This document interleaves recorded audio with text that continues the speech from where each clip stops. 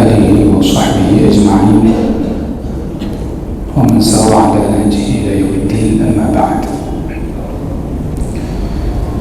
فاتقوا الله لعلكم تفلحون. اللهم علمنا ما ينفعنا وانفعنا بما علمتنا وزدنا علما.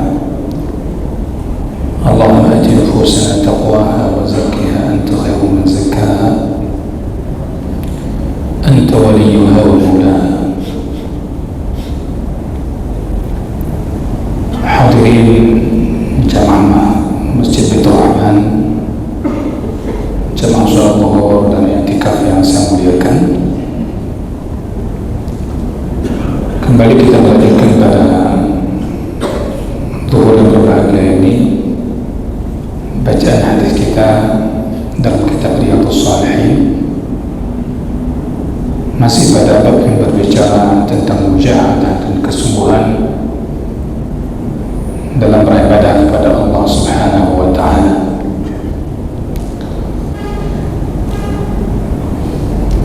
Qala al-mu'allif rahimahullah ta'ala wa an Anas bin Malik radhiyallahu anhu. Hadis pada hari ini hadis dari Anas bin Malik radhiyallahu anhu. Qala ghaba ammi Anas bin Nadhr radhiyallahu anhu. Anas bercerita bahwasanya paman beliau yang bernama Anas bin Nadhr. Yang cerita ini siapa? Anas bin Malik radhiyallahu anhu. Beliau menceritakan tentang pamannya Anas bin Nadhr radhiyallahu anhu. Qala ammi Anas bin Nadhr radhiyallahu anhu an qital Badr. Pamanku absen, tidak hadir, tidak ikut dalam perang Badar. Ya, perang Badar ini perang yang Rasulullah SAW tidak mewajibkan kepada para sahabatnya. Ya, Rasulullah telah menentukan sejumlah sahabat untuk keluar yang hanya menghadang para pedagang Quraisy. Bukan tujuannya pergi untuk berperang, ya. Sehingga banyak para sahabat Nabi SAW yang tidak ikut perang Badar. Bahasa lainnya para ulama mengatakan waktu itu para sahabat radhiyallahu ta'ala anhum tidak difardukan secara fardu ain untuk pergi perang Badar itu. Maka di antara sahabat Nabi yang tidak ikut perang Badar adalah Anas bin Nadhr radhiyallahu anhu. Faqala ya Rasulullah, Anas bin Nadhr radhiyallahu anhu mengatakan kepada Rasulullah sallallahu alaihi wasallam, ya Rasulullah, wahai Rasulullah, ghibtu an awwal qitalin qataltal musyrikin. Aku absen, tidak ikut dalam perang pertama, ya, yang pernah engkau memerangi orang musyrikin. Waktu itu aku tidak ikut. Ghibtu min awal qitalin qatatal musyrikin. Di awal peperangan memerangi orang musyrikin, waktu itu saya absen ya Rasulullah. La inillahu ashhadani qitalal musyrikin la yuriyanna Allahu ma asna'.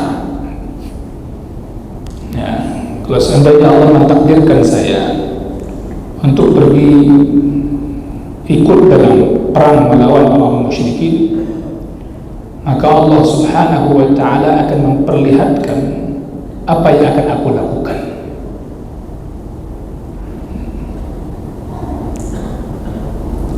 Falamma kana yawm Uhud inkashafa al-muslimun.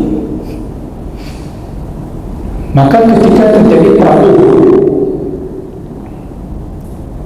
di saat itu orang-orang ada yang pada lari di kalangan kaum muslimin. Faqal, maka Anas bin Nadhr beliau mengatakan, Allahumma a'tadiru ilaika mimma sana'a haula, yani ashabah.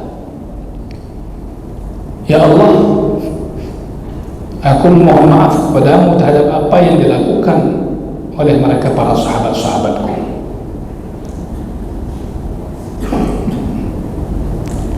Wa aqra'u ilaika mimma sana'a haula, yani al-musyrikin. Dan aku, ya Allah, berlepas diri daripada apa yang dilakukan oleh orang musyrikin memerangi kaum muslimin. Thumma taqaddam, kemudian beliau pun melangkah untuk maju. Fastaqbalahu Sa'd bin Mu'adz, maka Sa'd bin Mu'adz berhadapan berjumpa dengan Anas bin Nadhr radhiyallahu anhu. Maka kala itu Anas bin Nadhr mengatakan, faqala ya Sa'd bin Mu'adz, wahai Sa'd bin Mu'adz, al-jannatu wa rabbun nadhr, inni ajidu rihaha min duni Uhud. Wahai Sa'd bin Mu'adz, sungguh aku mencium baunya syurga di dekat Uhud itu. Sungguh aku telah mencium bau wanginya syurga di dekat Uhud itu. Uhud sebuah bukit yang tempat terjadinya perang setelah perang Badar, yang mana letaknya lebih kurang 5 kilo dari letak Masjid Nabawi, yang bisa kita saksikan sampai hari ini. Beliau mengatakan, wahai Sa'd bin Mu'adz, ketika berjumpa dengan Sa'd bin Mu'adz, sungguh aku mencium bau syurga dari dekatnya Uhud ini. Qala Sa'd mengatakan kepada Rasulullah, ya Rasulullah, fama istata'tu ya Rasulullah ma sana'. Ya Rasulullah, sungguh aku tidak mampu ya Rasulullah apa yang dilakukan oleh Anas bin Nadhr radhiyallahu anhu.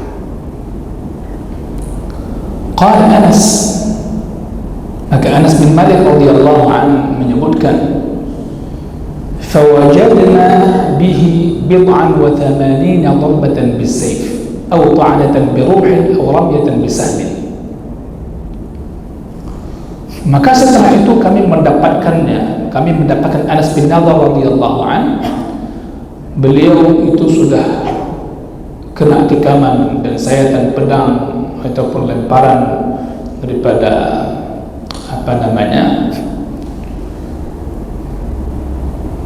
lembing itu, senjata yang ada pada waktu itu. Dia mendapatkannya bekas di badannya Anas bin Nadhr radhiyallahu anhu sampai 89 tempat, 83 lebih. Itu semua membekas di badan, di tubuhnya Anas bin Nadhr radhiyallahu anhu. Kena pedangnya, kena lemparan panahnya dan sebagainya.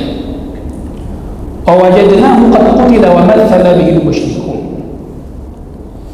Kami mendapatkan Anas bin Nadhr radhiyallahu anhu waktu itu telah terbunuh, yang mana orang-orang musyrikin telah membunuhnya, telah mencincang-cincangnya. فَمَا عَرَفَهُ أَحَدٌ إِلَّا أُخْتُهُ بِمَنَانِهِ. Ketika kondisi fisik jasadnya Anas bin Nadhr radhiyallahu anhu demikian, tidak ada yang mengenalnya itu sebagai tubuh Anas bin Nadhr radhiyallahu anhu kecuali hanya saudarinya saja. Itu pun dikenal melalui jari jemari beliau.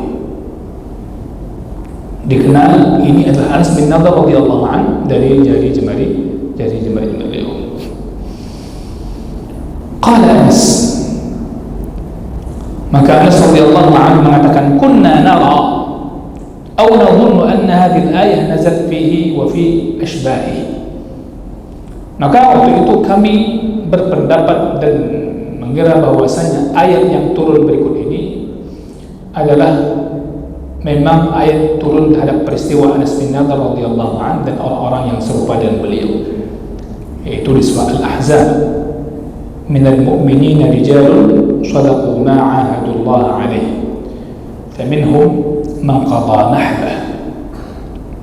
Jadi di antara orang-orang mukmin itu ada orang yang benar-benar menepati janjinya dengan Allah Subhanahu wa taala. Hadis yang barusan kita sampaikan merupakan hadis riwayat muttafaqun alaih. Dalam sebuah lafaz disebutkan la yuriyanna Allah la yudhiranna Allah dzalika linnas. Artinya kalau seandainya aku ikut dalam perang orang-orang musyrikin, maka Allah akan menampakkan kepada orang apa yang akan aku lakukan. Dan itu beliau sampaikan kepada Allah Subhanahu wa taala. Hadirin sekalian, di sini al-muallif rahimahullah taala, Imam An-Nawawi rahimahullah taala menyampaikan kepada kita hadis dari Anas bin Malik radhiyallahu an tentang cerita pamannya Anas bin Nadhr radhiyallahu an. Yang mana Anas waktu itu belum bersama Rasul sallallahu alaihi wasallam. Anas bin Nadhr radhiyallahu an tidak ikut bersama Rasul sallallahu alaihi wasallam dalam perang Badar. Ya, perang Badar sebenarnya kita katakan tadi jauh berbahagia, itu Rasulullah sallallahu alaihi wasallam keluar ke sana bukan tujuan untuk berperang. Ya, tidak tujuan untuk melakukan peperangan, akan tapi hasil untuk menghadang rombongan Quraisy yang mereka para pedagang, yang mana waktu itu bersama Nabi sallallahu alaihi wasallam sekitar 300-an orang. Ya, sekitar 300 ya 10 orang lebih kurang demikian. Yang bersama mereka itu ada 70 unta dan ada 2 kuda yang mereka bergantian. Bahkan dikatakan dalam sirah itu Rasulullah sallallahu alaihi wasallam bergantian kudanya. Ini bentuk ketawaduan Rasulullah sallallahu alaihi wasallam dengan para sahabat. Yang lainnya ya jalan kaki ganti-ganti. Jika itu banyak para sahabat Nabi Sallallahu Alaihi Wasallam tidak ikut dalam peperangan, tidak ikut dalam kegiatan pergi ke Badar itu, karena memang tidak diundang semua dan tidak dipanggil semua para sahabat Nabi Sallallahu Alaihi Wasallam secara kewajiban untuk orang mereka, tidak. Hadirin sekalian, maka Anas bin Nadhr radhiyallahu an beliau mengatakan kepada Nabi sallallahu alaihi wasallam untuk menjelaskan bahwasanya ya Rasulullah waktu itu saya enggak ikut.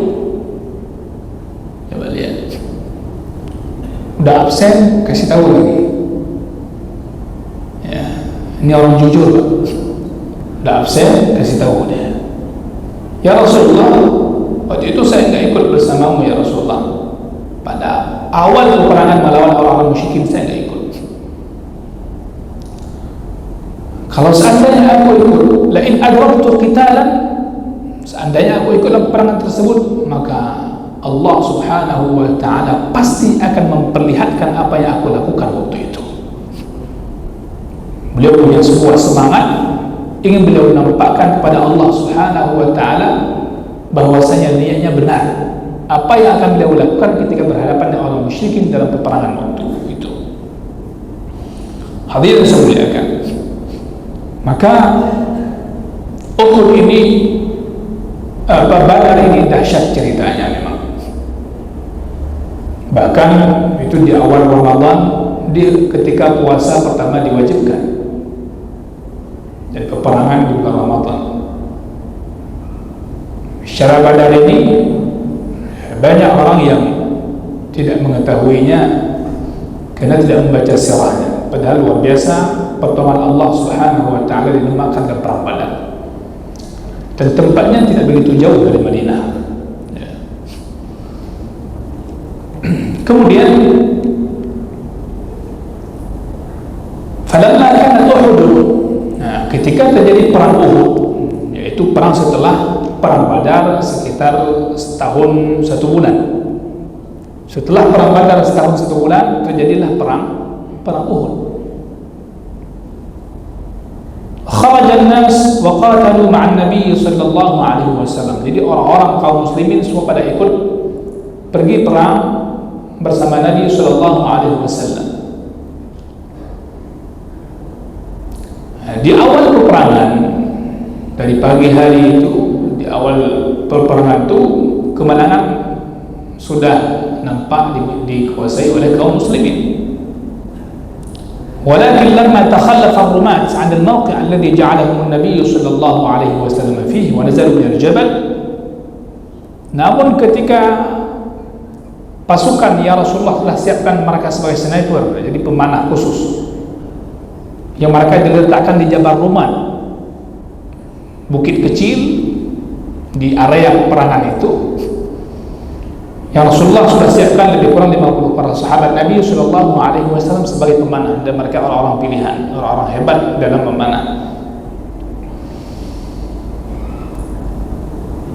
Dan mereka turun dari bukit itu karena mengira, dugaan mereka adalah ini kita sudah menang.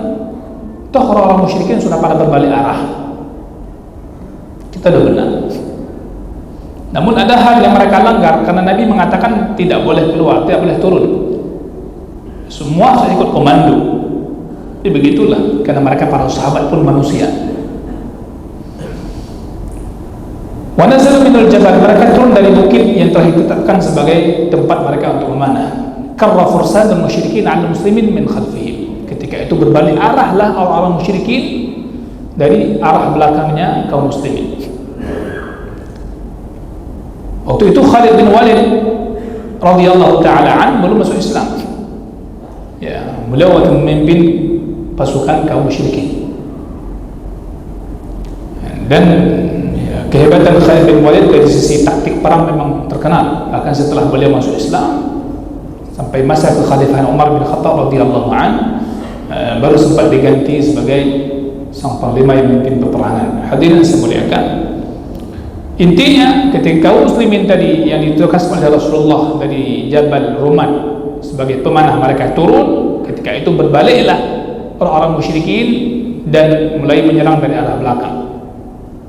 Mereka akan melihat ini orang muslimin ini ahli pemanah ini sudah pada turun dari gunung, dari bukit. Waqtalatu bihim wa inkashafa al-muslimun wa sarat al-hazimah. Ketika itu tercerai-berailah keadaan. Tercerai-berai keadaan, jadi amburadul keadaannya. Ya, akhirnya kaum muslimin menerima kekalahan di waktu itu. Lamma kashafa al-muslimun taqaddama Anas bin Nadhr radhiyallahu anhu. Ketika itu kondisi kaum muslimin sudah pada tidak stabil lagi. Ya. Akhirnya majulah Anas bin Nadhr radhiyallahu anhu ini. Beliau ketika maju mengatakan, Allahumma inni a'tadiru ilaika mimma sana'a haula. Ya Allah, aku berlindung kepadamu. Aku ya Allah mohon maaf ya kepadamu atas apa yang dilakukan oleh sahabat-sahabat. Wa abra'u ilaika mimma sana'a haula, yakni al-musyrikin. Dan aku juga berlepas diri kepadamu dari apa yang telah dilakukan oleh orang-orang musyrikin ini. Kemudian maju Anas bin Nadhr radhiyallahu anhu dan berjumpa dengan Sa'ad bin Mu'adz. Sa'ad bin Mu'adz waktu itu bertanya, fas'alahu ila ain? Mau kemana? Kamu mau kemana wahai Anas bin Nadhr radhiyallahu anhu? Mau kemana? Maka Anas bin Nadhr mengatakan, ya Sa'ad, wahai Sa'ad, inni la ajidu rihal jannah dua riwayat. Wahai Sa'ad, sungguh benar-benar aku telah mencium wanginya syurga dekat Uhud ini. Wallahi inni la ajidu riha al-jannah duna Uhud. Allah, ini sebuah hal yang benar-benar dicium oleh beliau, aroma syurga itu. Ini bukan khayalan, bukan sekedar cerita, tapi ini benar-benar terjadi yang dialami oleh Anas bin Nadhr radhiyallahu anhu. Ini bentuk kemuliaan yang Allah berikan kepada sahabat yang mulia ini, bentuk karamah, sehingga beliau bisa mencium wanginya syurga. Bahkan sebelum beliau syahid sudah mencium wanginya syurga. Hadirin berbahagia, ini beliau merasakan mencium wanginya syurga ini karena beliau ingin maju terus untuk berjihad memerangi orang musyrikin, dan akhirnya pun beliau syahid, terbunuh radhiyallahu anhu.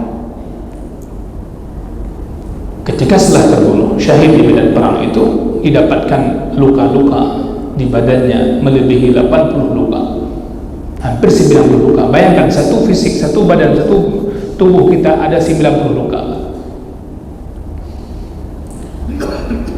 antara kena pedang, kena panah, kena lembing dan sebagainya. Sampai-sampai dikatakan hatta innahu qad tamazzaqa jildah, sampai-sampai ini kulitnya sudah pada robek-robek, ya, kulit badannya sudah robek. Falam ya'rifu ahadun illa, tidak ada yang mengenalnya kecuali saudari perempuannya ini. Dan itu pun hanya dikenal oleh saudarinya ketika dicari-cari hanya melalui jari jemari beliau radhiyallahu ta'ala anhu. Hadirin sekalian, maka di waktu itu kaum muslimin semua melihat bahwasanya Allah Subhanahu wa ta'ala menurunkan ayat di surah Al-Ahzab ayat 23 itu adalah berkaitan dengan peristiwa Anas bin Nadhr radhiyallahu anhu dan orang-orang yang semisal dengan beliau. Minal mu'minina rijalun sadaqu ma 'ahadu Allah 'alaihi فمنهم من قضى نحبه ومنهم من ينتظر وما بدلوا تبديلا. Ini orang-orang seperti ini. Orang-orang ketika mengatakan kepada Allah Subhanahu wa ta'ala akan janjinya, dia menunaikan janji yang menunjukkan benar apa yang dikatakan kepada Allah Subhanahu wa ta'ala. Ini orang-orang jujur. Maka para ulama mengatakan sudah barang pasti ayat ini dan semisalnya itu termasuk di dalamnya adalah Anas bin Nadhr radhiyallahu anhu, karena beliau termasuk orang yang telah membenarkan apa beliau sampaikan kepada Allah Subhanahu wa ta'ala. Ketika Anas mengatakan wallahi, demi Allah, Allah pasti akan memperlihatkan apa yang aku lakukan, fa'al, dan itu pun telah terjadi. Fa sana'a sana'an la yasluhu ahadun illa man manna Allahu alaihi mithli hatta istushhida. Dia telah melakukan sesuatu yang enggak pernah ada orang yang melakukan seperti beliau, sampai akhirnya beliau pun mendapatkan rezeki berupa syahid. Hadirin dimuliakan, maka hadis ini sesuai dengan bab yang sedang kita bahas, menunjukkan mujahadahnya seorang muslim untuk dirinya agar senantiasa taat kepada Allah Subhanahu wa ta'ala. Ya, maka sebagaimana kata Ibnu Qayyim rahimahullahu ta'ala, di antara tanda seseorang betul-betul mengharap dengan harapan yang jujur, maka dia mencintai apa yang diharapkan. Ya, dia mencintai, kemudian dia pun berusaha untuk mendapatkannya. Itu kalau betul-betul. Hari ini jemaah berbahagia, Allah Subhanahu wa ta'ala menjanjikan kepada kita dibebaskan setiap malam dan harinya hamba-hamba dari neraka di bulan Ramadan. Allah Subhanahu wa ta'ala menjanjikan kepada kita, Rasul sallallahu alaihi wasallam menyampaikan kepada kita bahwasanya pada Ramadan ini hamba-hambanya diampuni. Siapa yang salat, yang qiyam, yang berpuasa atas dasar keimanan dan betul-betul mengharap pahala di sisi Allah Subhanahu wa ta'ala, ghufira lahu ma taqaddama min dhanbihi. Sekarang kembali kepada kejujuran kita semua. Jujur enggak, benar enggak kita ingin mendapatkan apa yang Allah dan Rasulnya sallallahu alaihi wasallam janjikan kepada kita? Ya. Kalau tadi Anas bin Nadhr radhiyallahu anhu, dia mengatakan bahkan Allah akan menampakkan apa yang aku lakukan. Beliau artinya kalau seandainya terjadi peperangan kepada orang musyrikin, saya akan maju dan saya akan tunjukkan apa yang keinginan saya kepada Allah Subhanahu wa ta'ala. Hadirin yang saya muliakan, ini bentuk ketaatan dia kepada Allah Subhanahu wa ta'ala, menunjukkan butuh mujahadah. Dan bermujahadah dalam bab jihad yang luar biasa ini merupakan bentuk kejujuran iman seseorang, yang mana dia maju untuk melawan musuh-musuh Allah Subhanahu wa ta'ala. Walaupun kaum muslimin secara angka perbandingan antara orang musyrikin dan sekutunya dalam melawan orang muslim di di Uhud kalah, namun orang-orang syahidnya enggak kalah. Orang syahid tidak kalah. Orang syahid adalah orang-orang yang menang. Mereka telah mendapatkan apa yang Allah janjikan dan mereka memperolehnya. Dan tidak semua orang mendapatkan rezeki syahid di medan perjuangan. Enggak. Oleh karenanya kita melihat bagaimana Allah Subhanahu wa taala menyebutkan tentang orang-orang mukmin yang jujur, ya. Yang para ulama mengatakan minal mu'minina rijalun sadaqu ma 'ahadullah 'alaihi. Ini adalah mereka orang-orang betul-betul rijal, benar-benar rijal, ya, bukan sekadar laki-laki, betul-betul orang-orang yang hebat, kokoh, ya. Jadi sifat yang dimiliki apa? Sifat kejujuran, ketulusan dalam dirinya, ya. Kalau orang enggak jujur itu bukan rijal. Itu bukan rijal. Rijal itu orang yang jujur dalam dirinya itu. Dia memperjuangkan kejujuran dalam dirinya dan dia nampakkan kepada Allah Subhanahu wa taala. Kemudian kita lihat bagaimana Allah Subhanahu wa taala menyebutkan qada nahbah.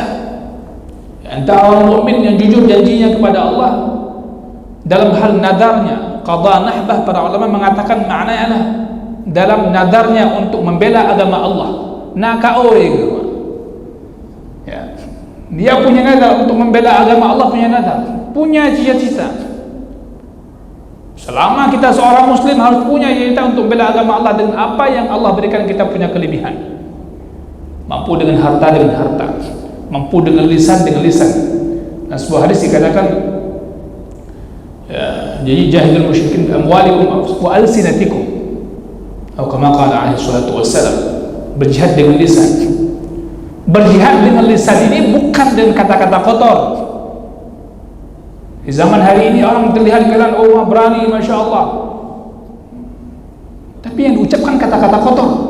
Itu lisannya dia belum berjihad. Jihad dengan lisan menyampaikan kebenaran dengan ilmu. Nggak cukup dengan semangat, butuh ilmu itu, ya. Maka orang-orang yang hatinya jujur, tulus, lisannya pun akan menampakkan yang jujur dan ketulusan, ya. Masalah orang senang tidak senang bukan perkara bagi dia, karena dia harapkan adalah Allah Subhanahu wa ta'ala. Yang penting kejujuran disampaikan, ketulusan dengan ilmu disampaikan.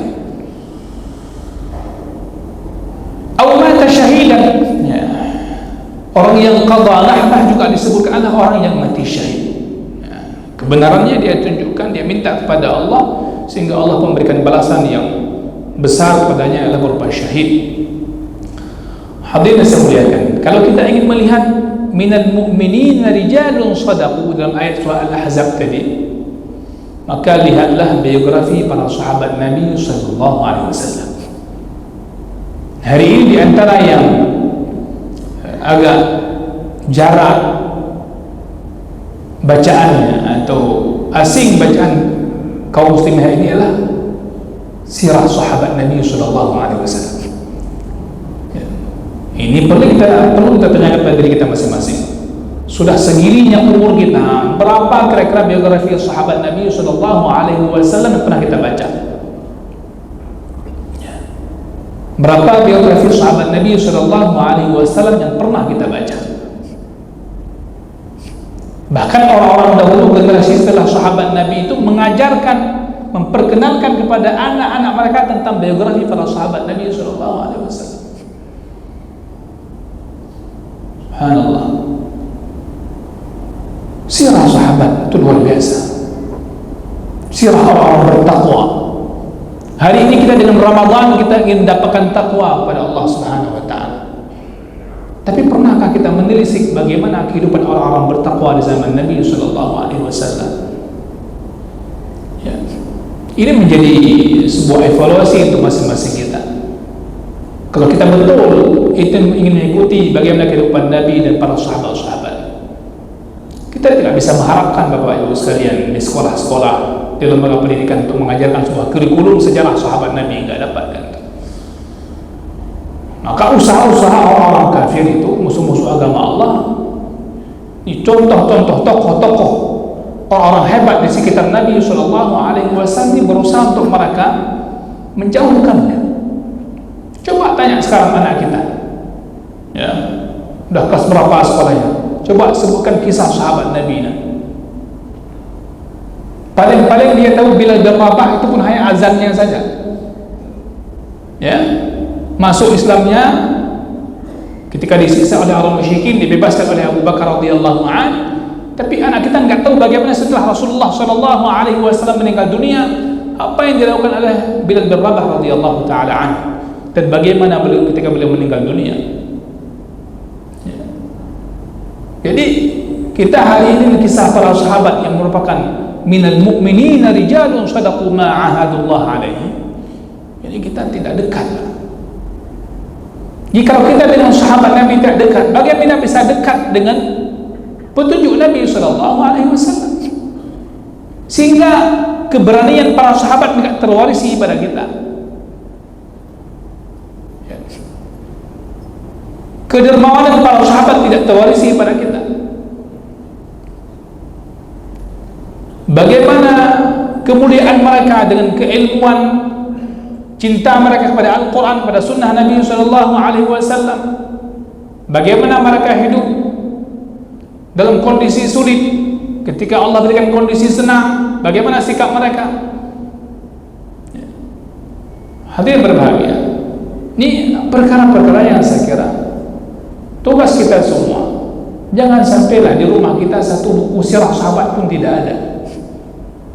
Ulama sudah zaman dulu menuliskannya, baik dalam bentuk sistem periwayatan hadis atau lain sebagainya. Tinggal, alhamdulillah kita di Indonesia, negeri yang Allah berikan mudah kita dapatkan literatur Islam, masya Allah.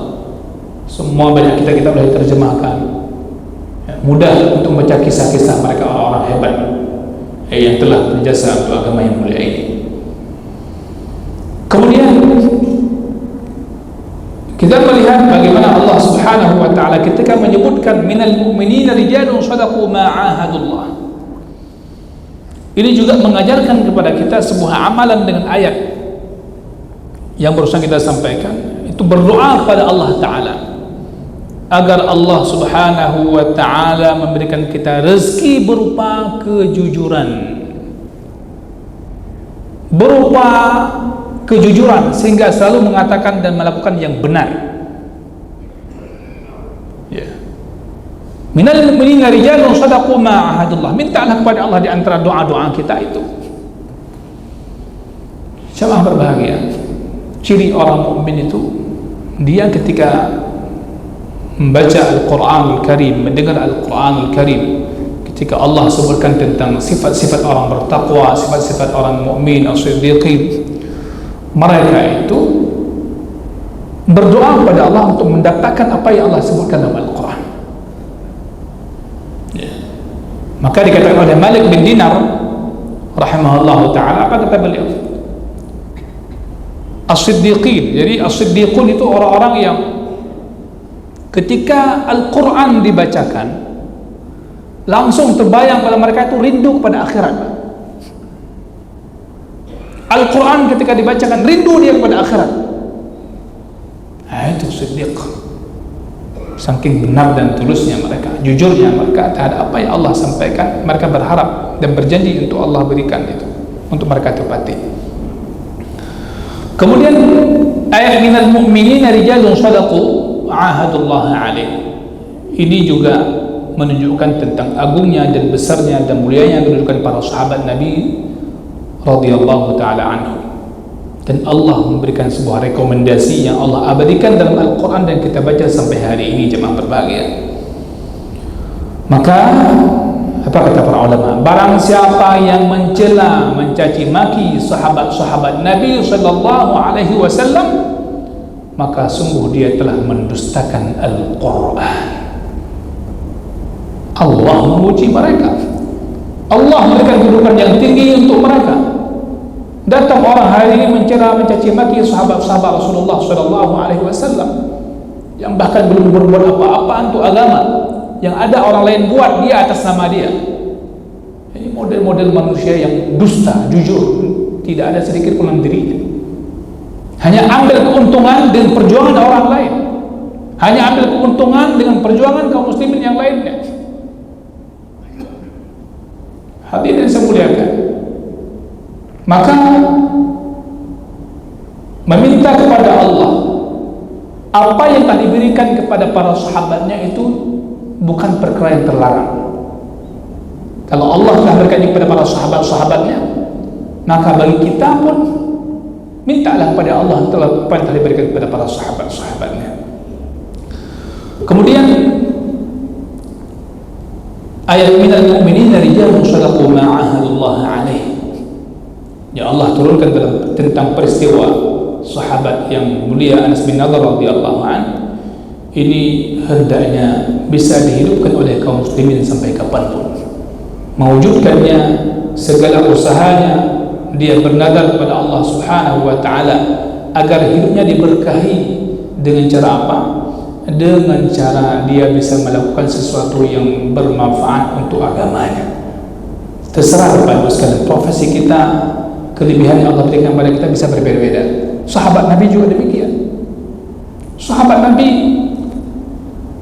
enggak semuanya pedagang, enggak semuanya kaya raya. Walaupun dalam sebuah hadis disebutkan dari 10 orang sahabat Nabi yang masuk surga dijamin surga, itu sebagian besarnya memang orang kaya-kaya. Hadis ini berikan motivasi kepada kita, orang kaya bisa masuk surga.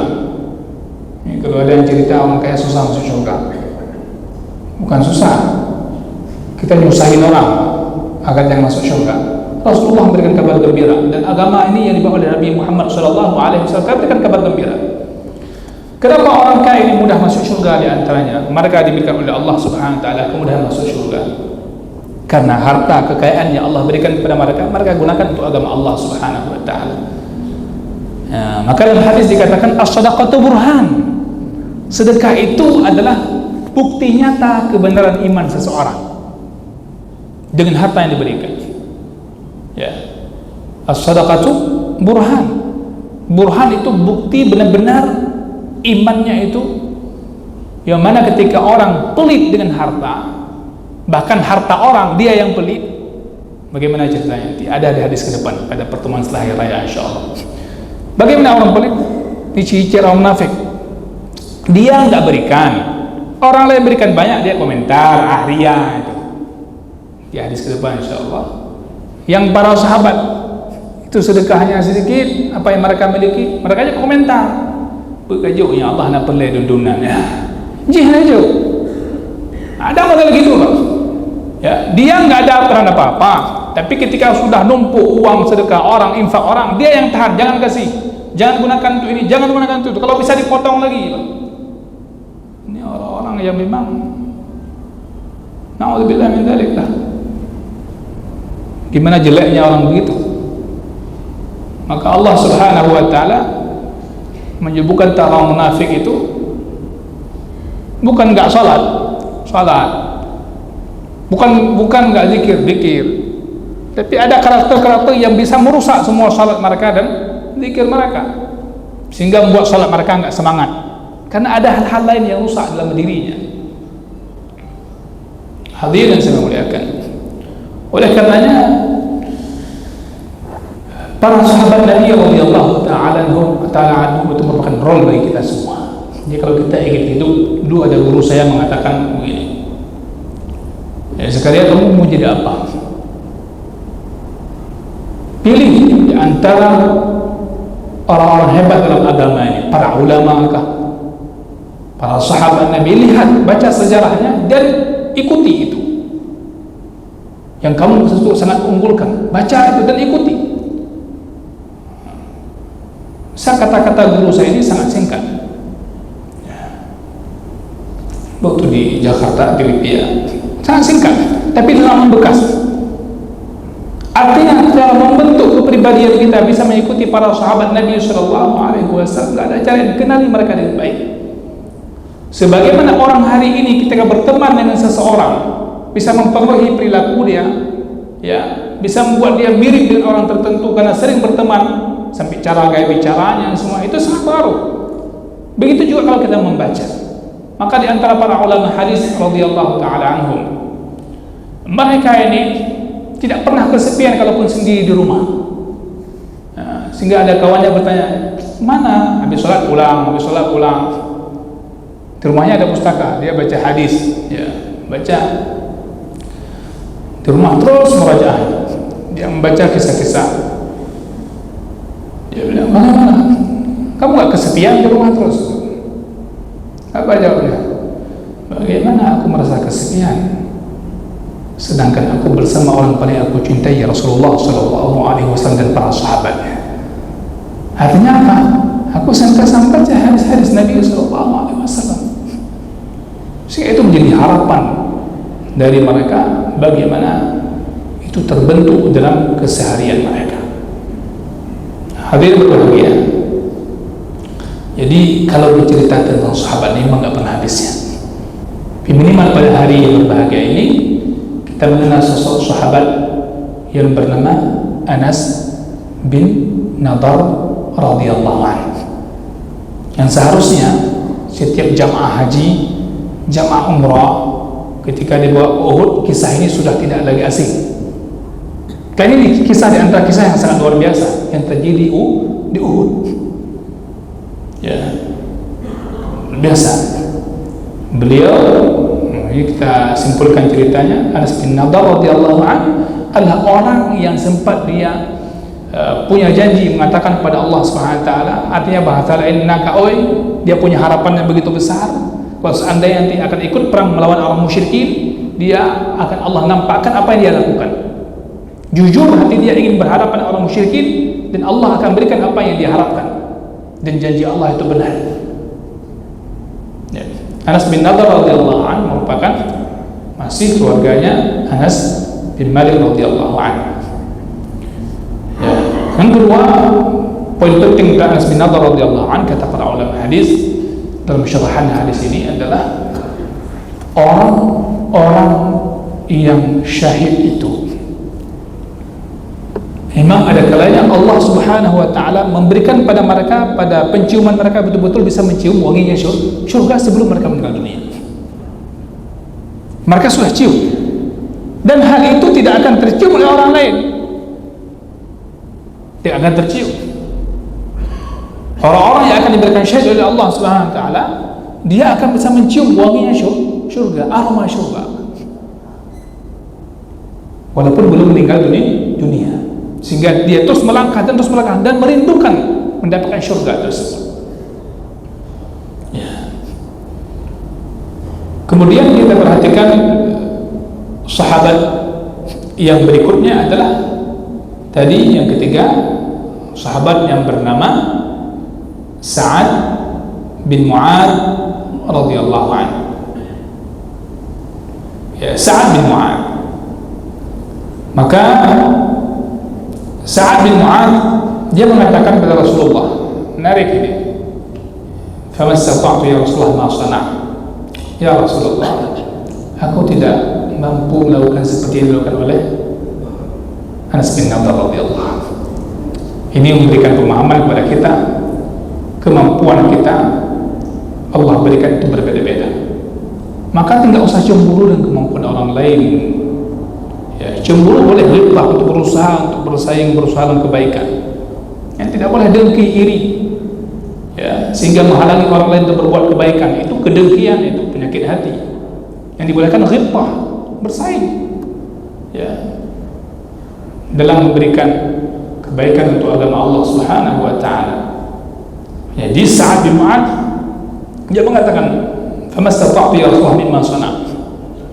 Dan ini sungguh benar bahwasanya umat ini Allah Subhanahu wa taala tidak bebankan dengan kemampuan orang lain, masing-masing dibebankan dengan kemampuan kita masing-masing. Dalam hal takwa apa kata Allah?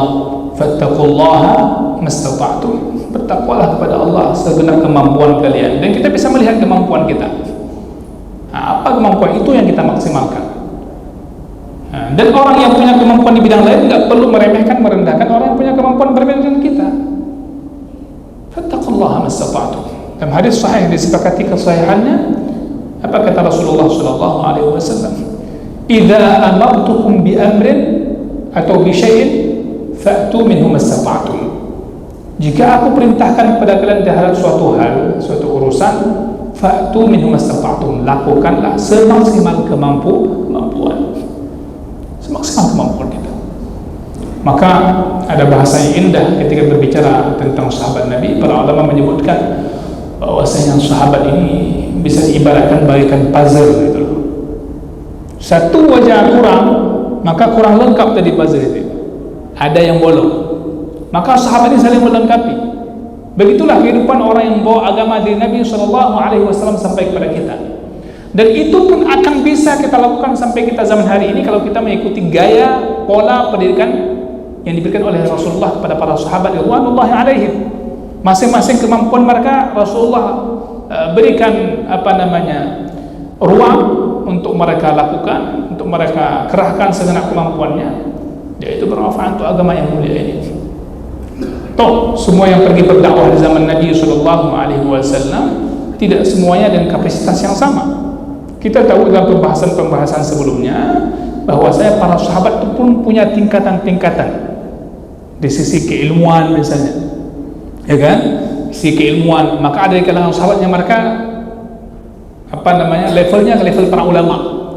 Nah, para ulama di kalangan sahabat. Ada sahabat-sahabat yang Nabi yang senior, ya. Ada sahabat-sahabat Nabi yang junior. Artinya mereka meninggal ketika meninggal Nabi, mereka masih muda. Maka di kalangan para sahabat Nabi ini ada yang belajar kepada sahabat-sahabat yang lain juga. Namun semua mereka itu menjadi orang terpenting dalam agama yang mulia ini. Kenapa? Karena mereka mendapatkan pendidikan di zaman Nabi SAW. Menjadi orang penting itu harus menganggap penting orang lain. Masalahnya umat Nabi Muhammad hari ini sebagiannya ketika menjadi orang penting enggak anggap penting orang lain, mudah aja meremehkan orang lain, padahal enggak ada apa-apanya pun dia itu. Ini enggak ada sifat sunnah pada dirinya itu. Sifat pola pendidikan Nabi itu mengajarkan apa? Jadi orang penting. Setiap muslim harus jadi orang penting dalam kebaikan dan harus menganggap penting orang lain. Itu. Maka kita perhatikan semua sahabat Nabi itu menjadi orang-orang yang membawa kebaikan, dan kebaikan ini ditiru oleh orang-orang setelahnya, sehingga patut untuk kita pelajari siapa mereka para sahabat radhiyallahu alaihim ajma'in. Mudah-mudahan apa yang kita sampaikan memberikan semangat bagi kita semua untuk terus berbuat untuk diri kita yang terbaik untuk agama kita. Semoga Allah jadikan kita orang berkah dimanapun kita berada dan apapun yang kita lakukan. Terus berdoa jemaah berbahagia. Di penghujung saya ingin sampaikan, maksimalkan doa kita di akhir-akhir Ramadan ini. Doa seorang muslim tidak hanya mendoakan dirinya, tapi dia mendoakan orang tuanya, terlebih orang tua kita yang telah tiada. Mereka sangat membutuhkan doa-doa kita. Hadis Nabi SAW menyebutkan bagaimana seorang orang tua yang Allah angkat derajatnya, sehingga orang tua mengatakan, dari mana nih ya Allah, ini doa ampunan anakmu untukmu. Jadi juga seorang muslim ketika berdoa, dia juga mendoakan saudaranya kaum muslimin yang lainnya di belahan bumi manapun. Terlebih ketika dia mendengar ada saudara-saudara muslim yang tertindas, yang diperangi oleh orang musyrikin dan sebagainya, dia berdoa kepada Allah agar menolong saudara-saudaranya ini. Ini bagian daripada memupuk keimanan kita bahwasanya orang muslim itu hidupnya tidak egois, dia hidupnya bersama-sama, dan ketika doa pun dia berdoa untuk saudara-saudaranya walaupun dia tidak pernah mengenal, tidak pernah berjumpa dan sebagainya. Semoga Allah Subhanahu wa taala ijabah doa-doa kita di akhir-akhir Ramadan ini, dan kita bisa berjumpa di Ramadan yang akan datang, dan semua amal kita di Ramadan ini termasuk kajian di siang hari, ya, ini menjadi pemberat amal timbangan kita nantinya. Ya, subhanakallahumma bihamdik, asyhadu an la ilaha illa anta, astaghfiruka wa atubu ilaik. Wa sallallahu wasallam ala nabiyyina Muhammad. Walhamdulillahirabbil alamin. Wassalamu alaikum warahmatullahi wabarakatuh.